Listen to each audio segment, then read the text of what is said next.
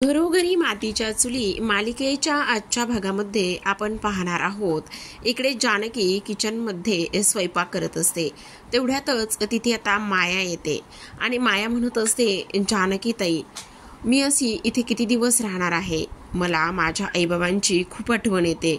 Please मला माझ्या आईबाबांकडे जायचं आहे, प्लीज. तेव्हा इकडे जानकी म्हणत असते, अगं माया, काय करतेस हे तू, आणि तुला असं आत्ता नाही जाता येणार. तेव्हा ती म्हणते, अगं दिवाळी सण आहे, त्याचबरोबर इथे आता दिवाळीचे हे 2 दिवस मी राहिले, पण आता मला तिकडे जावं लागणार आहे. कारण मी जर तिकडे नाही गेले तर त्यांनासुद्धा माझी आठवण येते, आणि त्याचबरोबर मला असं वाटतंय की मी अशी इथे किती दिवस राहणार आहे, कधी ना कधी तर मला जायचंच आहे ना, त्यामुळे प्लीज मला जाऊ दे ना. तेव्हाच आपण पाहतो की इकडे आता जानकी म्हणत असते, नाही या माया, अजिबात नाही, तुला मी कुठेही जाऊ देणार नाही. आणि त्याहूनही सगळ्यात महत्त्वाची गोष्ट इथे तुला माहिती का. तेव्हा इकडे ती म्हणत असते, कोणती गोष्ट. अगं हे बघ, जर आता त्या मास्कमॅनचा धोका अजूनसुद्धा इथे संपलेला नाही आहे. जर तू इथे बाहेर पडलीस, त्या मास्कमॅनने तुला गाठलं, तर उगाचच नसता काहीतरी प्रॉब्लेम होऊ शकतो. त्यामुळे मी म्हणते तू अजिबात इथून कुठेच जाणार नाही आहेस. आणि त्याहूनही सगळ्यात महत्त्वाचं म्हणजे की इकडे हे बघ, 2-3 दिवस राहा. एकदा का मास्कमॅनचा धोका टळला की मग तू जाऊ शकतेस. तेव्हा लगेच तिथे सारंग आलेला असतो आणि सारंग म्हणत असतो, हो वहिनी, तू अगदीच बरोबर बोलत आहेस.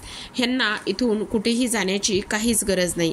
कारण काही जरी झालं ना तरी सुद्धा जो काही मास्कमॅन आहे ना, त्याचा धोका अजिबात टळला नाही आहे. आणि मास्कमॅनचा धोका टळला नाही, त्यामुळे ह्यांनी इथेच राहणं गरजेचं आहे. तेव्हा आता इकडे जानकी म्हणते, हे बघ माया, तू मला मोठी बहीण मानतेस ना, तर मग मोठ्या बहिणीच्या अधिकारानेच मी तुला इथे काही गोष्टी सांगते. प्लीज नाही म्हणू नकोस. तू थोडे दिवस इथे राहा. एकदा का मास्कमॅनचं सगळं काही समजलं ना, तर मग नक्कीच इथे तू जाऊ शकतेस. तेव्हा सारंग म्हणतो, हो, तेव्हा मी मात्र इथे स्वतः तुला सोडायला येईल. तेव्हा लगेच आता ती म्हणते, ठीक आहे, मी इथे राहण्यासाठी तयार आहे, पण मी इथे राहील ते एका अटीवर. आणि तेव्हा कोणती अट असं म्हटल्यानंतर आता आपण पाहतो की ती म्हणते, आता मला या घरामध्ये फक्त एक पाहुणी म्हणून नाही राहायचं. तेव्हा लगेच पाहुणी म्हणून नाही राहायचं म्हणजे, तर मला या घरामध्ये ना एक याच घरातली म्हणून राहायचं आहे.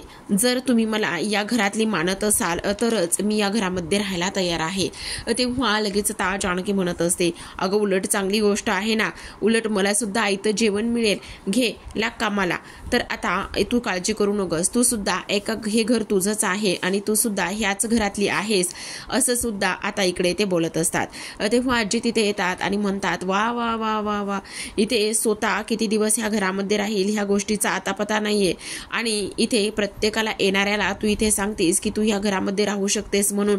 मग मलाच सांग, तू ह्या घरामध्ये कशी काय राहणार आहेस. तेव्हाच आता इकडे सारंग म्हणत असतो, अगं आजी, काय काय हे, जरा तरी दम धरणार आहेस की नाही. तेव्हा लगेच आता आजी म्हणत असतात, हो मग काय तर, ही जानकी जी आहे ना, ती इथे घरामध्ये येणाऱ्याला प्रत्येकाला इथे राहायला सांगत आहे, आणि प्रत्येकाला इथे राहायला सांगते म्हटल्यावर कसं काय जमणार आहे हे इथे राहायला वगैरे, नाही जमू शकत ना. तेव्हा लगेच आता इकडे मला चांगलंच माहिती, ही जानकी काहीही करू शकते, कुठल्याही थराला जाऊ शकते. त्यामुळे मला असं वाटतंय की ह्या जानकीला इथे राहण्याचा आणि त्याचबरोबर कधीच काहीच अधिकार नाही.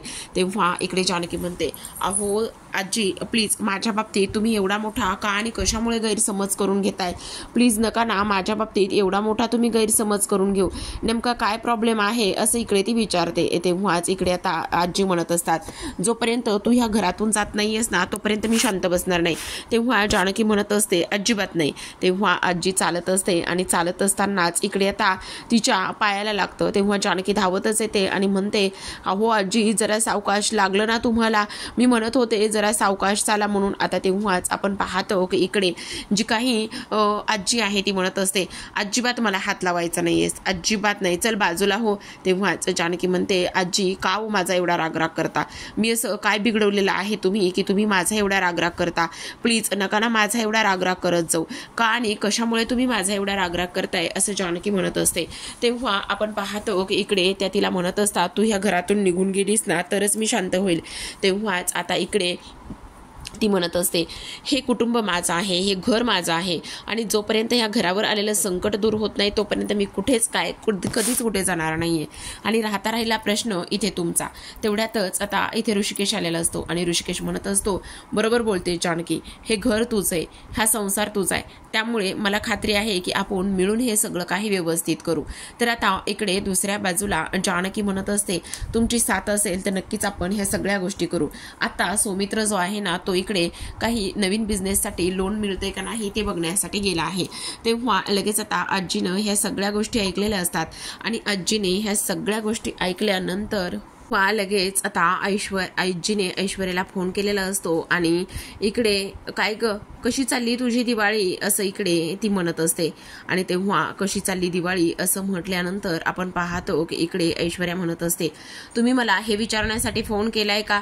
तेव्हा लगेच आता इकडे त्या म्हणत असतात, अगो काय काय चाललंय काय हे, का नको बोलू मी तुला विचारते की तुझी दिवाळी कशी चालली म्हणून.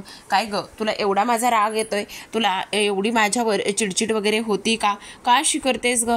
तेव्हाच आता इकडे आपण पाहतो की ऐश्वर्या म्हणत असते, नाही व आजी, मला तुमचा राग कसा येईल, मी अशी कशी करेल बरं, सांगा काय झालेलं आहे. आणि त्याहूनही सगळ्यात महत्त्वाची गोष्ट म्हणजे की मला एक गोष्ट सांगा, इकडे तिथे रणदिव्यांकडे दिवाळी कशी साजरी आहे, ती लोक काय करतायत आणि त्याचबरोबर त्यांच्या दिवाळीची खासियत काय आहे, ह्या सगळ्या गोष्टी मला तुम्ही सांगा ना. माझी तर दिवाळी मजेत आहे हो. अगं हो, तुझी मजेतच असणार. मी असं ऐकलंय की तुला खूप सारा पैसा पाणी बऱ्याच काही गोष्टी इथे मिळाल्या आहेत, त्यामुळे तुझी दिवाळी तर खुशच असणार आणि चांगलीच असणार, हो की नाही? तेव्हाच आता इकडे ऐश्वर्या म्हणत असते, हो आजी, पण तुम्हाला कसं कळलं की इकडे, अगं हे बघ, मांजर कितीही डोळे झाकून दूध पित असली तरी सुद्धा जगाला ती दिसतेस ना, तसंच माझा सुद्धा काहीसा आहे, तू कशाला एवढा विचार करतेस. आता तेव्हा आपण पाहतो की इकडे आता ती म्हणत असते, पण मला सांगा रणदिव्यांचं काय चाललंय. अगं रणदिव्यांचं काय चाललंय म्हणून काय विचारतेस, त्यांना तर कसल्या गोष्टीचा काहीच फरक पडत नाहीये, त्यांची दिवाळी मात्र खूपच मजेशीर चाललेली आहे, समजलं. आणि ते खूप आनंदात सुद्धा आहेत, काही जरी झालं ना तरी सुद्धा ते आनंदातच इथे दिवाळी साजरी करतायत. तेव्हा आपण पाहतो की आता लगेच ती म्हणत असते, काय सांगताय काय आजी तुम्ही, म्हणजे इकडे आनंदामध्ये दिवाळी सुद्धा सुरू आहे. हो तर अगं तुला सांगू, त्यांना काहीही फरक पडत नाही बघ. अगं त्यांची कातडी कसली चिवट आहे ना, ते काहीच कळत नाहीये. त्यांची दिवाळी आणि त्याचबरोबर तो सगळा काही आनंद ते खूप छान इथे करत आहेत, असं सुद्धा आता इकडे आजी बोलत असतात. तेव्हाच ऐश्वर्या म्हणते, म्हणजे हे सगळं काय तुम्ही हे सगळं सांगताय मला? अगं हो, आता तर तो सारंग तो सौमित्र जो आहे ना, तो एका बिझनेससाठी लोन बघायला गेलाय, पैसे मिळतात की नाही ते बघायला गेलाय.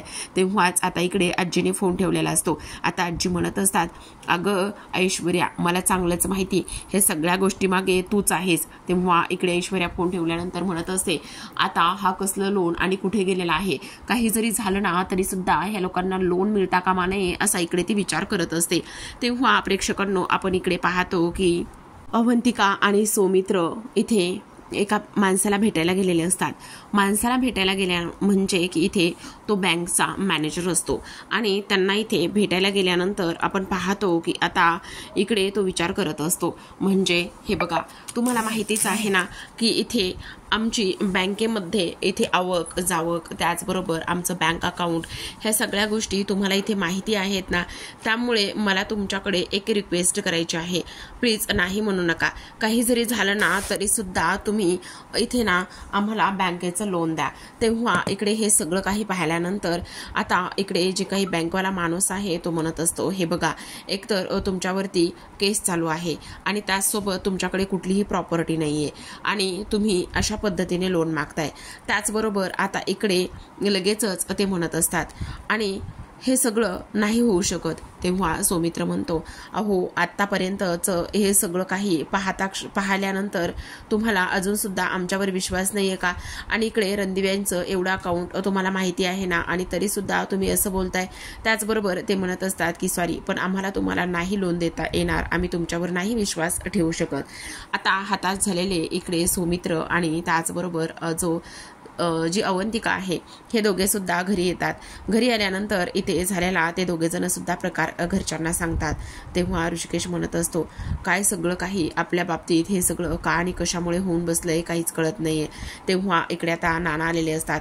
आता नानांच्या हातामध्ये एक फाईल असते आणि नानांच्या हातामध्ये एक फाईल असते, ती म्हणजे गावाकडच्या जमिनीच्या पेपरची. आणि ती जमीन इथे सुमित्राच्या आईची असते आणि ती तिच्या नावावर असते आणि आतापर्यंत ती जमीन तशीच पडलेली असते. आणि तशीच पडल्यानंतर आता आपण पाहतो की इथे नाना म्हणत असतात, अरे ही वर्षानुवर्ष जमीन आपल्याकडे आहे आणि ही वर्षानुवर्ष जमीन आपल्याकडे असल्यामुळे ही तशीच आहे. ह्या जमिनीचं काय होणार आहे? मग मी काय म्हणतो, ही जमीन जर आता माझ्या मुलांच्या इथे उपयोगाला नाही येणार तर मग कधी येणार आहे? आणि तेव्हा सुमित्रा म्हणते की काही जरी झालं ना तरी सुद्धा ही जमीन तुम्ही विकून टाका. अरे तशीच ही गावाकडे होते आणि आपण ह्या जमिनीबद्दल तर विसरूनच गेलो होतो, म्हणून मी तुम्हाला सांगतोय की ही जमीन घ्या आणि ह्याच्यामध्ये सगळं काही व्यवस्थित होईल. तेव्हा जानकी म्हणत असते, नाही नाना, अजिबात नाही. आईची ही जमीन आहे आणि त्यामुळे ह्या जमिनीला अजिबात आपण हात नाही लावू शकत. त्याचबरोबर आता एक गोष्ट तेवढीच महत्त्वाची आहे, इथे ही जमीन ती आठवण म्हणून आहे आणि ही जमीन आठवण म्हणून असल्या कारणाने तुम्ही ही जमीन इथे आईंनी दिली, त्यांचा मोठेपण आहे. त्याचबरोबर सगळ्यात महत्त्वाचं म्हणजे की कुठल्याही आईला आपली मुलं दुःखात असताना हे नाही पाहू शकत आणि तसंच आईचं सुद्धा झालेलं आहे. पण इथे आपल्यावर अजून रणदिव्यावर ही वेळ आलेली नाही की आपण इथे आईंच्या त्या जमिनीला हात लावू म्हणून. नाही नाना, अजिबात नाही.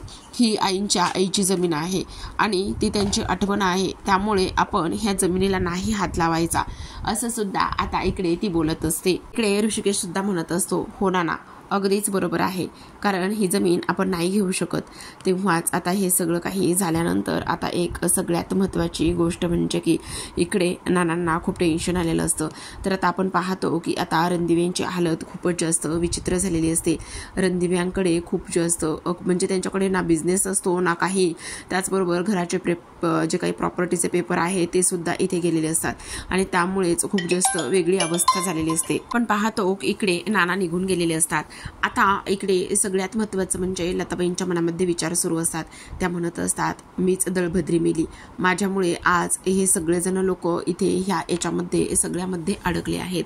आज माझ्यामुळेच ह्या सगळ्यावरती ही वेळ आलेली आहे. मला काही करून शांत नाही बसलं पाहिजे, काहीतरी केलं पाहिजे. आज माझ्यामुळे माझ्या मुलीच्या आयुष्यात संसारात एवढे सगळे काही विघ्न आलेले आहेत, असं सुद्धा इकडे ती बोलत असते.